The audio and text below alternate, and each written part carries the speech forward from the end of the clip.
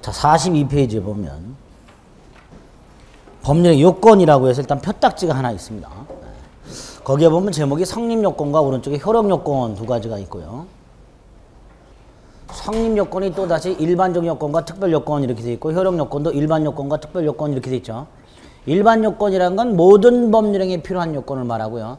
특별요건이라는 어떤 특정한 법률 행위에서만 필요한 걸 특별요건이다 이렇게 말을 합니다. 결국 성립요건, 효력요건 모두 다 모든 법률행위에 필요한 게 있고 어떤 특별한 법률 행위만 필요한 게 있고, 이렇게 두 가지 형태가 있다 이렇게 생각하시면 돼요. 성립요건과 효력요건은 이런 거예요. 예를 들어서 여러분들이 학원에서 강의를 듣기를 원해요. 그러면 강의를 들을 수 있는 권리를 손에 넣어야 되고요. 강의를 들을 수 있는 권리를 손에 넣기 위해서는 일단 학원에 와서 계약이라는 걸 먼저 해야 돼요. 그렇죠? 그렇죠? 이렇게 계약을 했다, 안 했다, 이게 성립요건이에요. 계약을 했다, 안 했다. 두 번째, 설령 계약을 했다 하더라도요, 여러분들이 만약에 소주를 한 대병 마시고 와서 만취한 상태에서 계약을 했다. 우리 민법상 만취한 자가 계약을 했을 때는 무효로 처리합니다.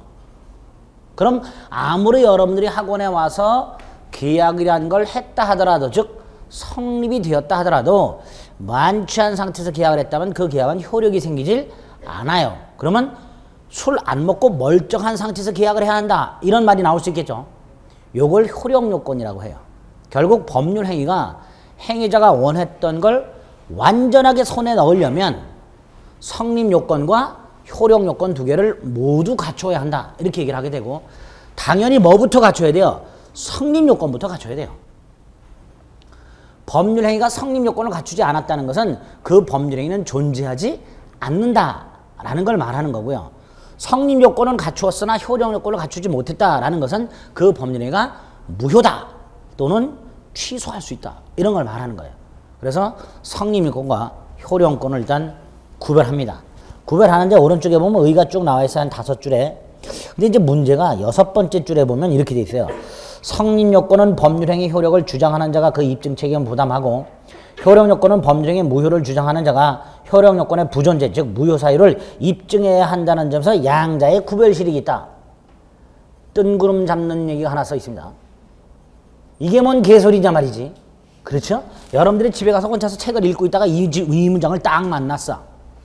이걸 이해하려고 밤을 셉니다. 세 줄을 계속 읽고 또 읽어.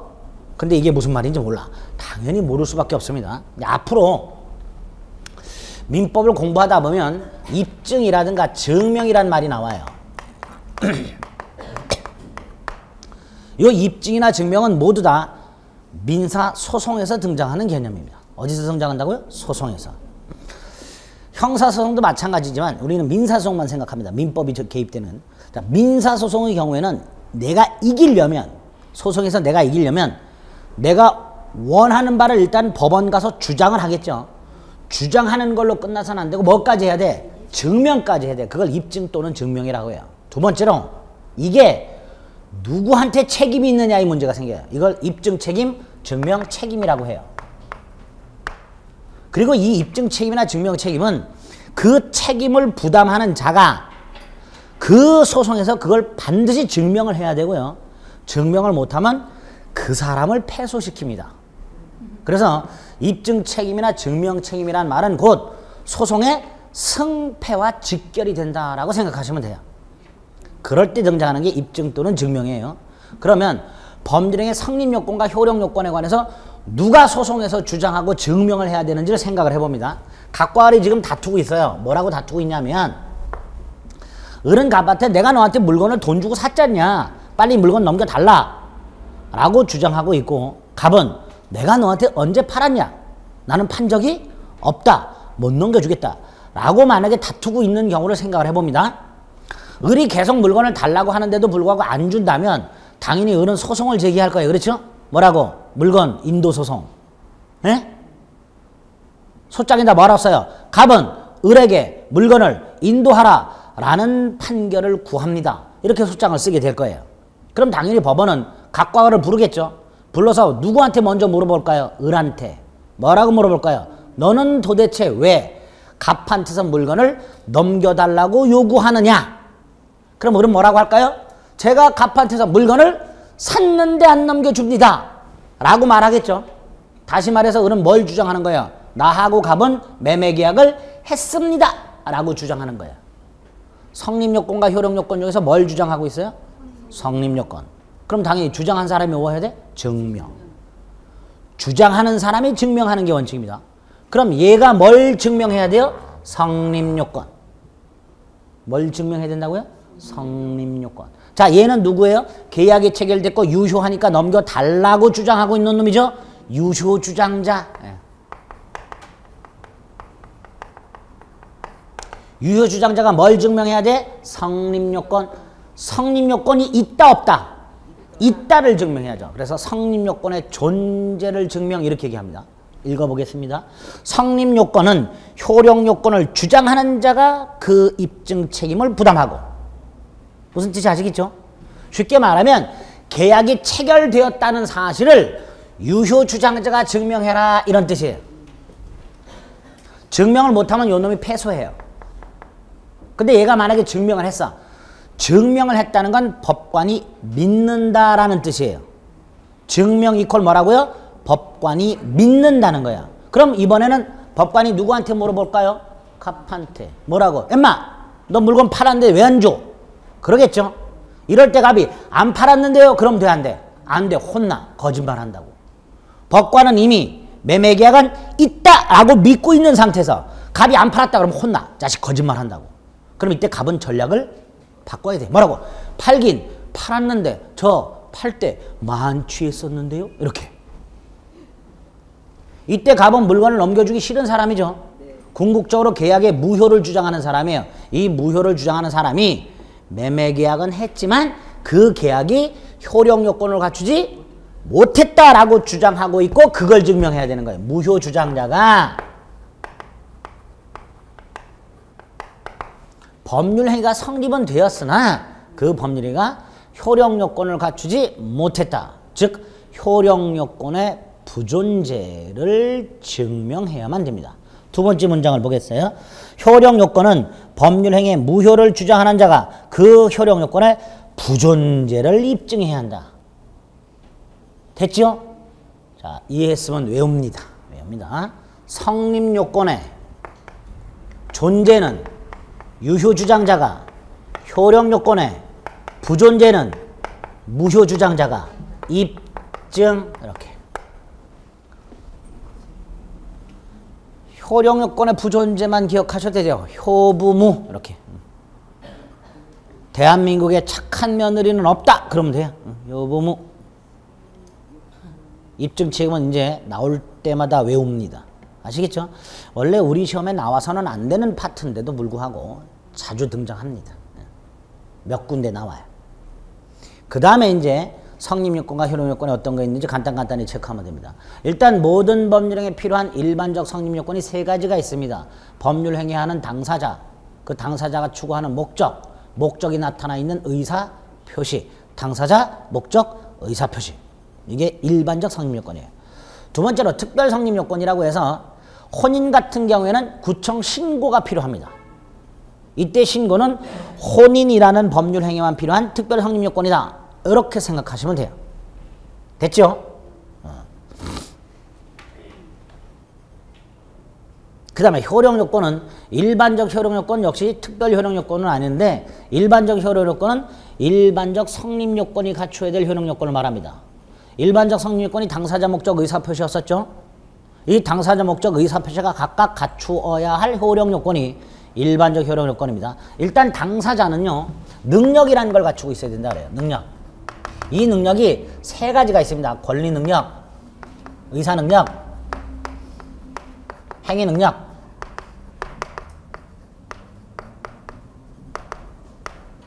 그냥 간단히 우리 직접적 시험 범위가 아니니까 간단히 생각합니다. 권리능력은 문제가 안 돼요. 사람은 살아있기만 하면 권리능력이 있습니다. 숨만 쉬면 권리능력이 있어요. 요게 문제가 되는데 요거 판단력인데요. 쉽게 갑니다. 의사능력이 없는 사람. 아까 누가 있었죠? 만취한 사람이 계약을 하면 뭐라 했어요? 무효. 그걸 의사 무능력이라고 합니다.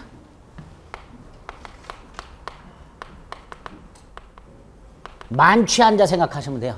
뽕 맞은 자 생각하시면 돼요. 이런 사람들이 계약을 하면 뭐가 된다? 무효. 그러니까 의사 능력은 효력 요건이 되는 거예요. 그 다음에 이거는 앞에 법률자가 생략이 되어 있어요. 그리고 법률행위 대표가 계약이라 그랬죠. 그럼 결국 법률행위 능력이란 타인의 도움 없이 단독으로 계약을 체결할 수 있는 능력을 말하는데 이게 제한되는 애들이 있어요. 미성년자 같이. 미성년자는 단독으로 부모 동의 없이 계약할 수 있다 없다? 없다. 만약에 제한 능력자가 지멋대로 계약했다. 취소할 수 있도록 되어 있습니다.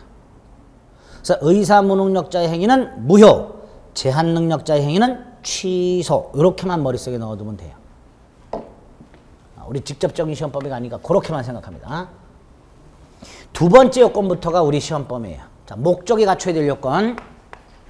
목적이 확실하게 정해져 있어야 되고 실현이 가능해야 되며 적법해야 되고 사회적 타당성이라는 걸 갖추고 있어야 된다. 사회적 타당성은 다른 말로 사회질서라고 말을 합니다. 당사자가 계약 따위를 통해서 추구하는 목적이 조금 더 자세히 말하면 계약 따위를 통해서 손에 넣고자 하는 권리가 확실하게 정해져 있고 실현이 가능해야 되며 법에 위반돼서는 안 되고 사회질서에 위반돼서는 안 된다.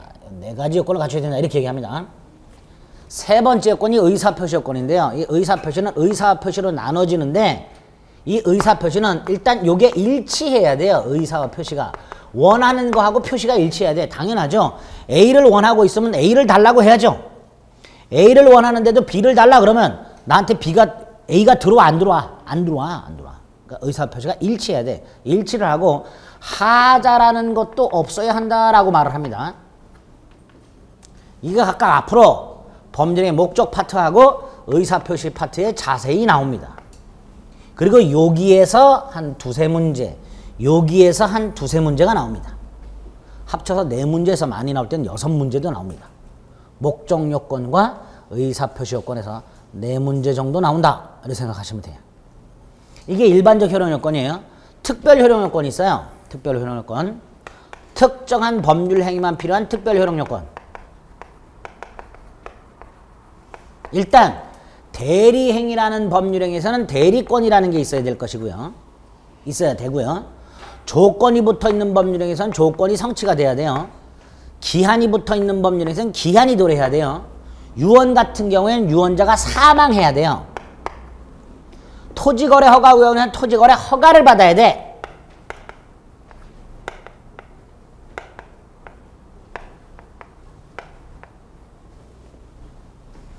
요 5가지를 외웁니다. 일단 특별효력권 5개 외웁니다. 이렇게 외우면 된다 그랬어요. 특효, 대조기, 사가 이렇게 외우면 된다 그랬어요.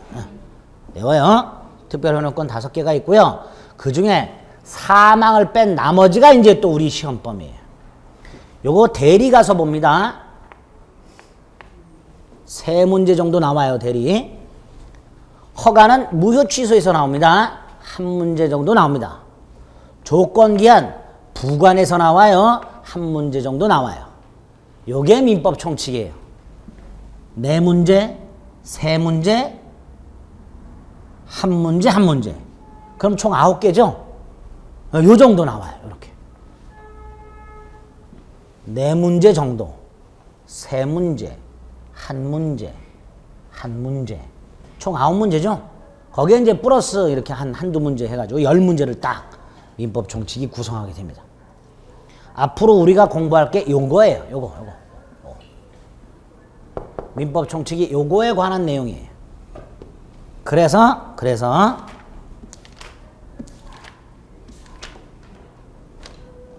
50페이지로 가면 49페이지 가면 밑에 제4관에 뭐라고 돼 있어요? 법률행위 목적 이게 먼저 나오는 거예요. 이게 효력 요건 중에 일반적 효력 요건 중에 목적이란 놈이 먼저 갖춰야 될 요건. 요게 이제 나오는 거예요. 순서대로. 거기에 보면 4개가 있죠. 확정, 가능, 적법, 사회적 타당성. 이걸 하나하나 보는 거예요. 넘어갑니다. 서설에 보면 법률의 목적이 뭘까? 법률의 목적은 이퀄 법률 효과를 말합니다. 뭘 말한다고요? 법률 효과. 아까 법률 효과가 권리 변동이었죠. 결국 법률 효과 이퀄 권리 변동 이퀄 법률의 목적 이퀄 법률행위 내용 이퀄 법률 행위를 통해서 당사자가 얻고자 하는 원하고 있는 권리 이게 뭐다? 법률행위의 목적이다 이렇게 생각하시면 돼요. 그 법률의 목적이 4가지 요건을 갖추고 있어야 효력이 생긴다 이렇게 얘기합니다. 그 중에 첫 번째 확정성이라는 말이 나와 있네요. 과거에 이런 사건이 있었어요. 갑과 을이 첫 번째 요건 확정성. 대구시에 있는 땅을 사고 팔기로 했어요. 갑이 대구시에 땅이 하나 있는데 그 땅을 사고 팔기로 토지 매매 계약을 했습니다.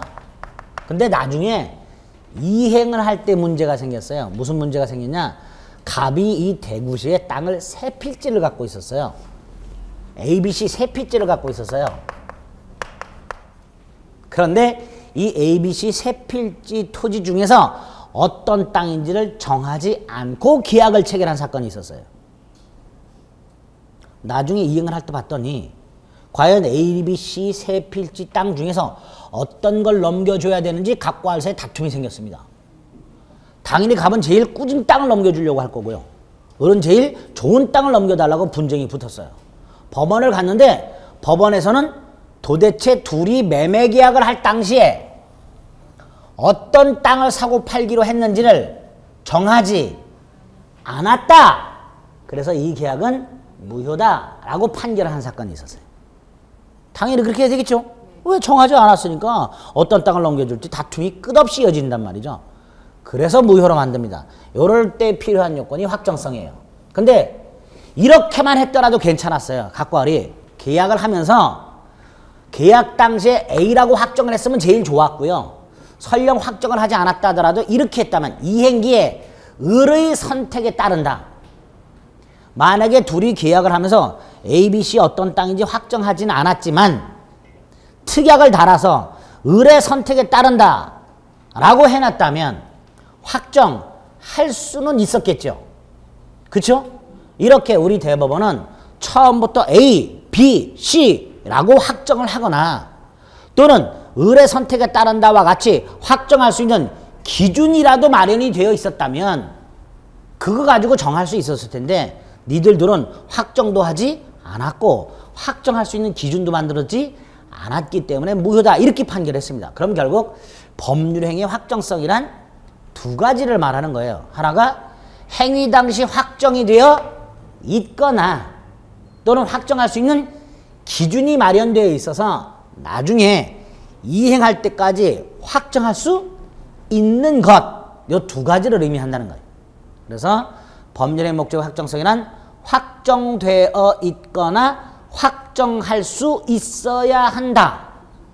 뒤집어서 확정되어 있지도 않고 확정할 수도 없다면 그 법률행위는 무효다. 이렇게 판결한 바가 있습니다. 자, 요 확정성은 간단히 그렇게 체크만 하시면 되는데 요건 나중에 맨 마지막에 나오는 법률행위 해석, 법률행위 파트 오늘 봐야 될 요건 끝부분에 가는 해석 파트, 요 해석 파트 가서 다시 한번 확정성은 나옵니다. 그때 다시 한번 말씀을 드릴 거예요.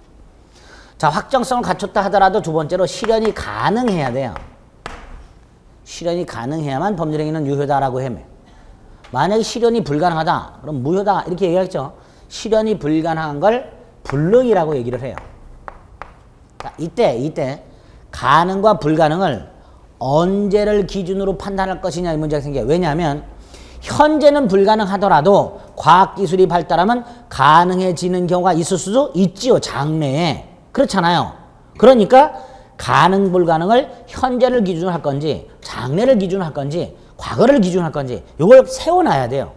안 그러면 가능성이란 개념 자체가 유동적이 되어버린단 말이에요.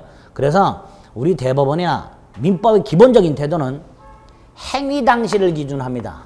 언제를 기준한다고요? 행위 당시. 법률행위의 효력 요건을 검토할 때는 항상 행위 당시를 기준으로 판단을 합니다. 따라서 행위 당시 불가능하면 무효고 행위 당시에 가능했다면 유효가 되는 거예요.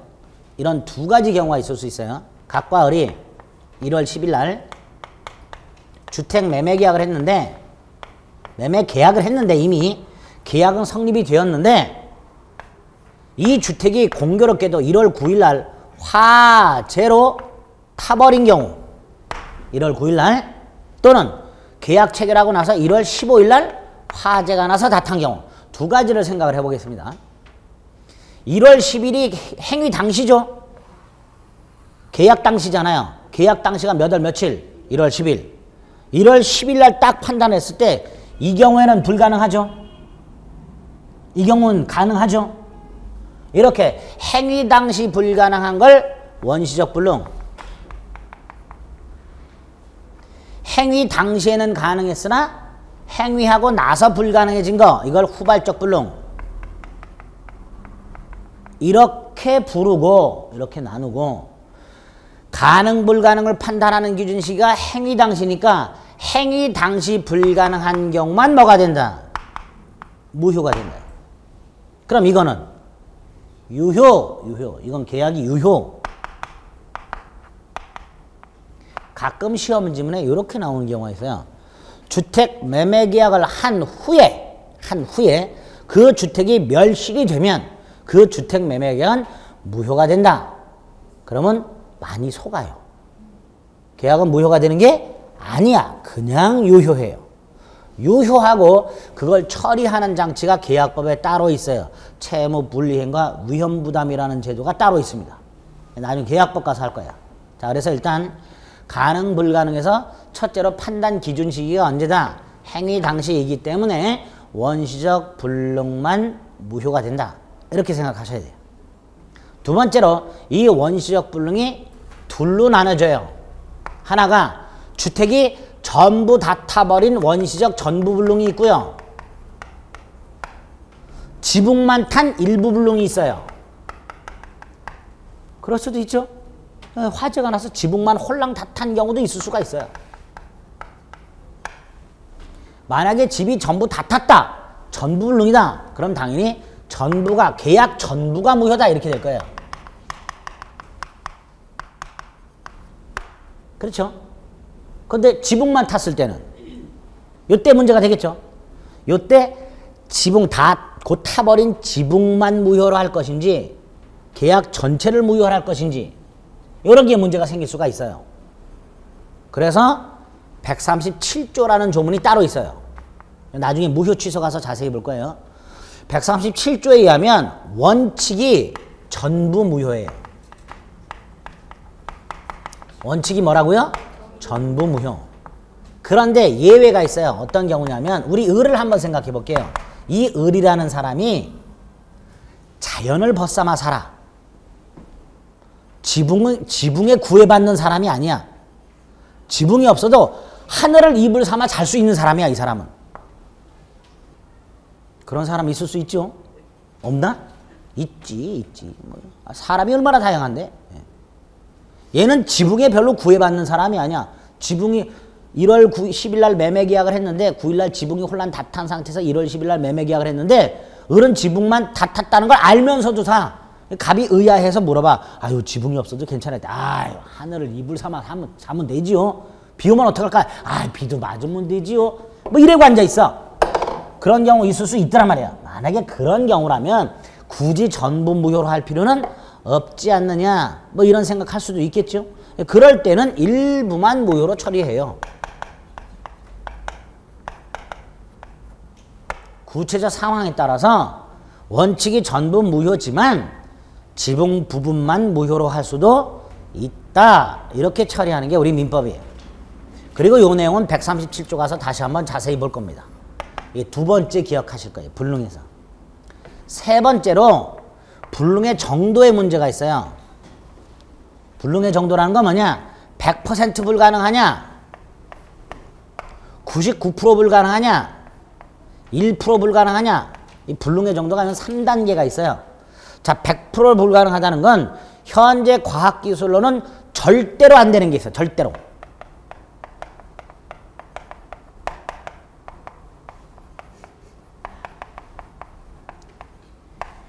에너지난을 타개할 목적으로 태양의 흑점을 하나 떼다 주기로 했어.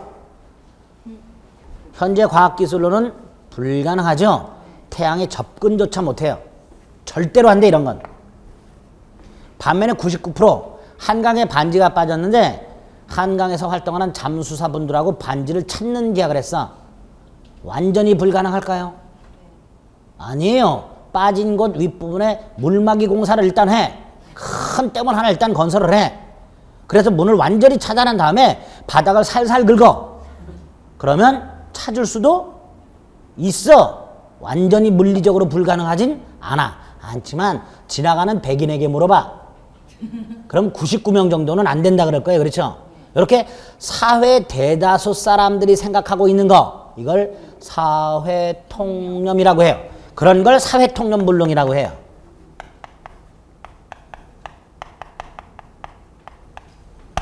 사회통념불능. 반대로 대부분이 된다 그러는데 나만 안 된다는 게 있어. 이걸 주관적 불능이라고 해요. 자, 여러분들은 지금 3월 달에 여기에서 앉아 계시면서 민법 강의를 듣고 있는 이유가 있어. 열심히 하면 10월 24일 날 붙을 수 있다. 가능성이 있다. 라고 생각하고 앉아 계세요. 그렇죠? 근데 다음 주에 한 분이 안 와. 전화를 걸어봤더니 아우 난 안 될 것 같아. 이렇게 얘기하신 분이 있어. 그분만 안 된다는 거죠. 남들 다 된다 그래서 앉아 있는데 혼자만 아유 민법 한번 들어보고 안 되겠다 싶어서 이건 내 길이 아닌가벼. 뭐 이래. 그럴 때 꼭 하고 나서 핑계를 대. 너무 어려워요. 이게 아니고 집안에 급한 일이 생겨서 갑자기 이 일이 생기고 사정이 생겨서 못하겠다 말 이렇게 보통 얘기하고 환불을 받아가셔. 속으로는 뭐라 그래? 나는 안 될 것 같아. 그 이걸 남들 다 된다는데 나만 안 된다 그러는 거. 이걸 뭐라 한다? 주관적 불능. 이렇게 세 가지 불능의 정도가 있다라고 얘기를 해요. 그 중에서 여기까지만을 무효로 해요. 이건 유효예요. 그러면 가능 불가능을 판단하는 기준은 물리적 기준이 아니라 뭐가 되는 거야? 사회통념. 여기에 가능 불가능을 판단하는 기준이 된다. 이렇게 말을 합니다. 그리고 이 절대적 물리적 불능과 사회통념 불능을 주관적 불능과 구별하기 위해서 묶어서 객관적 불능이라고도 해요. 이 두 가지를. 그러면 객관적으로 불가능한 것만 무효가 되고 주관적 불능은 불능이 아니다. 이렇게 말을 하게 될 거예요. 불능의 개념에서는 세 가지. 언제를 기준하는가? 행위 당시. 원시적 불능만 무효다. 원시적이 둘로 나뉠 수 있다. 그 중에 일부 불능을 조심하자. 불능의 정도와 관련해서는 사회통념 불능까지만 무효가 된다. 그래서 불능과 가능을 판단하는 기준은 사회통념이다. 이렇게만 딱 기억을 해두시면 됩니다. 그런 내용들이 50페이지 목적 가능성. 오른쪽 원시적 불능과 후발적 불능. 그리고 원시적 불능은 다시 박스 안에 보면 전부 불능과 일부 불능 이렇게 나와 있어요. 그 내용은 보지 마세요. 좀 이상하게 돼 있어요. 그리고 밑에 전부 불능, 일부 불능이 나와 있습니다. 자, 이렇게만 나와 있는데 우리는 이렇게 정리를 해두면 돼요. 아시겠죠? 이렇게만 기억합니다. 이게 두 번째 요건입니다. 세 번째가 적법성이에요. 자, 실현이 가능한 것까지를 갖췄어. 그렇다 해서 유효가 되는 거 아닙니다. 세 번째로 판단해야 될 게 적법성이에요. 적법성이란 법률 행위 목적이 법에 위반돼서는 안 된다 이런 거예요. 우리나라에는요. 토지거래 허가구역이라는 제도가 존재해요. 그렇죠? 그리고 토지거래 허가구역에서는 허가를 받아야 유효가 돼요. 만약에 허가를 받지 않고 토지거래를 했다. 그러면 그 거래는 뭐가 된다? 무효. 왜? 법을 위반했으니까. 무슨 법? 토지거래 허가구역 내에서는 허가를 받아라 라는 법을 위반했으니까 그 계약은 무효가 된다라고 합니다. 이렇게 계약이 법에 위반해서는 안 된다라는 것을 적법성이라고 일단 개념을 잡습니다. 문제는 법이라는 놈이 두 개가 있어요. 꼭 지켜야 되는 강행법규라는 놈이 있고요.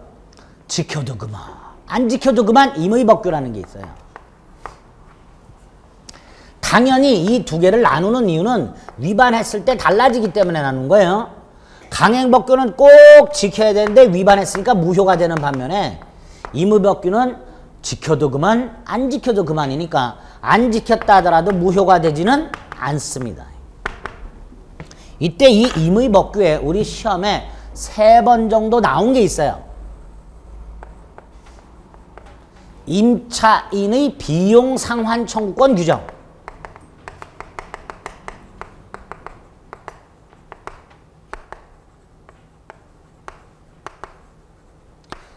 여러분이 공원에서 자전거를 빌려 탔어. 빌려 타다 보니까 갑자기 체인이 끊어졌어. 자전거 빌려준 분한테 가가지고 뭐 고치라고 하거나 바꿔달라거나 하거나 해야 되겠죠. 근데 갔더니 그분이 잠깐 어디 갔어. 자전거는 타야 되는데 어쩔 수 없이 내 돈으로 고쳤어. 타기 위해서. 나중에 빌려준 분한테 뭐라고 해야 돼? 내 돈으로 고쳤다, 비용 돌려달라 할 수 있어야죠. 그걸 임차인의 비용 상환 청구권이라고 해요. 그런데 임대차 계약을 맺으면서 이렇게 특약을 했어. 수리는 임차인 비용으로 한다. 그렇게 약속하는 경우 있을 수 있죠. 즉 임차인의 비용 상환 청구권을 포기하기로 약정을 했어. 처음부터. 이때 이게 강행 규정이라면 이거 무효여야 되죠. 근데 우리 판례 이거 유효라 그래요. 우리 대법원. 임차인이 비용 상환을 청구할 수 있다라는 규정이 무슨 규정이다? 임의 규정이다 이런 뜻이에요. 그러니까 임차인은 비용 상환 청구를 포기하기로 한다라는 특약, 즉 비용 상환 청구할 수 있다라는 규정을 위반했음에도 불구하고 유효가 된다 이렇게 되는 거예요. 그래서 강행 규정을 위반했을 때만 무효가 됩니다. 두 번째로 요게 좀 어려워요. 강행 규정이 또다시 둘로 나눠져요. 하나가 효력 규정이고요. 또 하나가 단속 규정이에요. 이것도 위반했을 때 달라져요. 효력 규정을 위반하면 무효예요. 그런데 단속 규정은 위반했다 하더라도 처벌만 될 뿐 유효해요. 행위 자체가.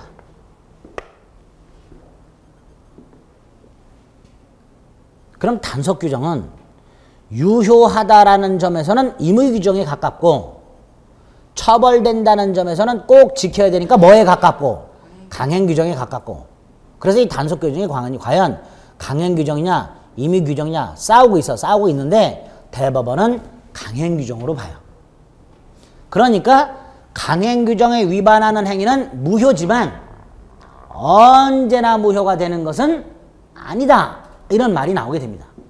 강행 규정에 위반한 행위는 무효지만 언제나 무효가 되는 것은 아니다.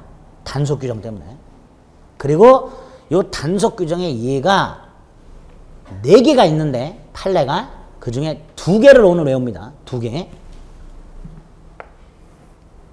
첫째, 갑이 을에게 땅을 팔았고 토지 매매. 을이 세금을 떼어 먹을 목적으로 병에게 자신의 이름으로 등기하지 않은 채 되팔았어. 이걸 미등기 전매라고 해요. 그리고 등기를 이렇게 을을 생략한 채 넘겨줘. 이걸 중간 생략 등기라고 해요. 을은 세금 떼어 먹었죠. 지 이름으로 등기 안 했으니까 취등록세 떼어 먹었고요. 병한테 팔아먹었지만 등기부상으로 나타나지 않으니까 양도소득세도 떼어먹었어요. 이렇게 세금을 포탈할 목적으로 이루어지는 부동산 매매를 미등기 전매라고 합니다. 근데 이거 부동산 등기특별저지법에서 금지합니다. 뭘 한다고요? 금지 규정이 있어요. 그리고 이 금지 규정을 위반해서 이렇게 하게 되면 처벌이 돼요.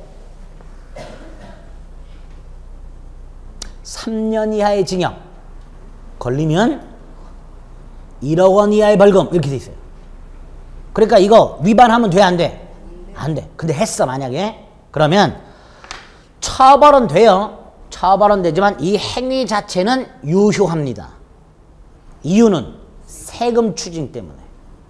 이걸 무효로 하면 을이 떼먹으려고 했던 세금을 추징할 수가 없어요. 그래서 세금 추징과 같은 행정 목적 달성을 위해서 그 규정을 위반했음에도 불구하고 유효로 처리하는 경우가 생겨요. 그래서 단속 규정이라는 개념이 나옵니다. 그래서 이 행위 자체는 처벌은 되지만 어떻다? 유효다. 또 하나가요. 무슨 주택조합이 있어요. 재건축조합, 재개발조합 생각하시면 돼요. 근데 이 조합원이 되려면 자격이 엄격하죠. 뭐 무주택자여야 되고, 뭐 세대주가 몇 년 이상 주택을 소유하지 않아야 되고, 뭐 어디에 거주해야 되고 등등. 2차 과목 부동산 공법을 보게 되면 이 요건이 자세히 나와 있죠. 자, 어쨌든 땡땡 주택조합으로부터 갑이 조합원 자격을 취득을 했어. 그런데 얘가 부득이하게 이걸 조합원 지위를 양도를 해. 당연히 조합원 자격이 있는 자에게 양도를 해야 되죠. 근데 자격이 없어 얘는. 분명히 주택법에는 주택조합원 자격에 관한 규정이 있어요. 요러한 자격이 있는 자만 조합원이 될 수 있다. 근데 얘는 자격이 없는 자인데 조합원 지위를 양도받았죠. 그럼 결국 갑과 을은 주택법에 정해져 있는 주택조합원 자격에 관한 규정을 위반한 거죠. 자격이 없는 자에게 팔았으니까 처벌돼요. 걸리면. 그런데 우리 판례가 이 조합원 자격이 없는 자에게 조합원 지위를 양도하는 계약이 설령 주택법 규정을 위반했다 하더라도 그것만으로 이 행위가 무효가 되는 것은 아니다. 이렇게 판결을 한 적이 있어요. 이게 무효가 아니에요. 이게 계약이. 그러면 주택법에 있는 조합원 자격에 관한 규정은 효력 규정이 아니라 단속 규정이 된다. 이렇게 되는 거죠. 그렇죠? 그래서 두 가지 부동산 등기 특별조치법상 미등기 전매행위 금지 규정과 주택법에 정해져 있는 주택 조합원 자격 규정. 요거 효력 규정이다 아니다? 아니다. 위반했다 하더라도 무효가 아니니까 무슨 규정이다? 단속 규정이다. 이거는 미등기 전매행위는 무효다. 뭐 이렇게 나오거나 주택조합원 자격이 없는 자에게 조합원 지위를 양도하기로 하는 계약은 강행규정에 위반돼서 무효가 된다. 이렇게 나오거나 그럼 틀린 거다. 이렇게 체크하실 수 있으면 됩니다. 됐죠? 52페이지에 보면 목적의 적법성의 개념이 서설에 나와 있고요. 강행법규가 있습니다. 이 강행법규가 오른쪽에 보면 효력규정과 단속규정이라고 나와 있고요. 단속규정에 보면 맨 밑에 중간생략등기와 관련된 판례가 하나 나와 있습니다. 됐죠? 다음 페이지에 보면 양가로 3번에 중간생략등기를 금지하는 부동산 등기 특별조치법 요거 하나 체크해 주시면 돼요. 그리고 제가 지금 말씀드린 주택, 조합원, 지위에 관한 규정 이런 것들을 생각하시면 됩니다.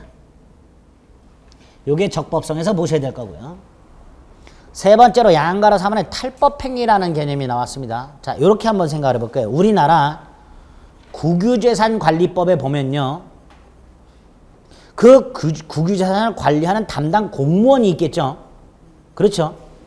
나중에 이 국유재산을 국민에게 분양을 할 때 그 국유재산 관리 사무에 종사하는 공무원은 그 국유재산 취득이 금지가 되어 있어요. 당연하겠죠. 왜? 내부 정보를 누구보다 잘 알잖아요. 그 사람은. 그러니까 그 사람은 국유재산 취득이 금지가 돼 있고 이 국유재산 취득 금지 규정은 강행규정이고 효력규정이에요. 이걸 만약에 직접 위반을 해. 즉 국유재산 사무에 종사하는 공무원이 직접 지 이름으로 취득을 해. 당연히 뭐가 돼? 무효. 그렇죠? 그러니까 잔머리를 굴려. 배우자, 친인척 이름으로 취득을 해. 이거는 강행규정을 직접 위반한 건 아니죠. 직접 위반하진 않았지만 이걸 유효로 해서는 안 되겠죠. 만약에 그걸 유효로 만들어 버리면 국유재산 사무공무원은 배우자나 친척, 심지어는 자식 이름으로 막 취득해버릴 거예요. 그렇죠? 그래서 이걸 무효로 만들기 위해서 강행규정을 우회 위반하는, 간접적으로 위반하는 행위를 무효로 만들기 위해서 만들어낸 개념이 뭐다? 탈, 법, 행, 위. 탈법, 행. 강행법규 우회 위반 이렇게 됩니다. 이것도 무효다. 그렇죠? 원칙적 무효다. 밑에 있죠? 탈법행위 효력은 국유재산에 관한 사무에 종사하는 직원이 타인 명의로 국유재산을 취득하는 행위는 밑에 탈법행위로서 무효다. 적법성관에서는 탈법행위 개념까지를 확인하시면 됩니다. 됐죠? 자, 범죄의 목적이 갖춰야 될 4가지 요건 중에서 적법성까지 봤습니다. 여기까지는 그렇게 잘 나오는 건 아니에요. 단순히 무효냐 유효냐를 구별할 때 가끔 등장합니다. 중요한 게 4번째 요건입니다.